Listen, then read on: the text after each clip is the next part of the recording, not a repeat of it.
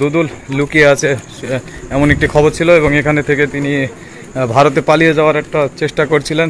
সদ্য সাবেক জনপ্রশাসন মন্ত্রী ফরহাদ হোসেন আছেন এমন সন্দেহে মেহেরপুরের মুজিবনগর উপজেলার শিবপুরের একটি বাড়িতে অভিযান চালিয়েছে পুলিশ। সোমবার 19 আগস্ট রাত 3:30টায় মেহেরপুরের মুজিবনগর উপজেলার শিবপুর গ্রামের কবরস্থান পাড়ার একটি বাড়িতে এই অভিযান চালানো হয়। বাড়িটি ঢাকায় কর্মরত এনএসআইয়ের যুগ্ম পরিচালক আলিমউদ্দিন গাইনের।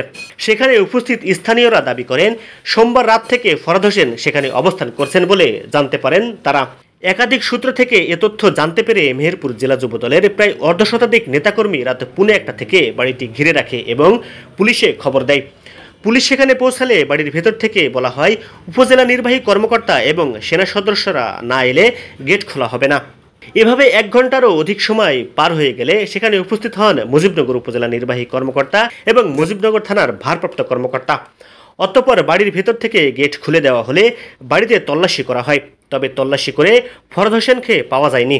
পুলিশি অভিযানকালে সেখানে উপস্থিত ছিলেন মেহেরপুর জেলা যুবদলের যুগ্ম সাধারণ সম্পাদক হুজাইফা ডেক্লিয়ার ও আব্দুস সালাম মাসুদ বক্তিয়ার সহ প্রায় অর্ধশতাধিক নেতাকর্মী ও এলাকাবাসী। উপস্থিত জনগণ বলেন প্রভাবশালী এক ব্যক্তির সহযোগিতায় ফরহাদ হোসেন সীমান্ত পাড়ি দিয়ে ভারতে যাওয়ার প্রস্তুতি নিচ্ছেন। এমন খবর পেয়ে তারা বাড়িটি ঘেরাও করেন এবং পুলিশে খবর দেন। অভিযান পরিচালনায় স্বচ্ছতার জন্য পুলিশের পক্ষ থেকে কয়েকজন গণমাধ্যম কর্মীকে বাড়িটির ভেতরে নিয়ে যাওয়া হয়। মুজিবনগর থানার ভারপ্রাপ্ত কর্মকর্তা ওসি সাইফুল ইসলাম বলেন সাবেক জনপ্রশাসন মন্ত্রী সন্ত্রাস দমন আইনে সদ্য দায়ের একটি মামলার আসামি ফরহাদ হোসেন শিবপুরের একটি বাড়িতে অবস্থান করছেন বলে এলাকাবাসীরা অভিযোগ করে।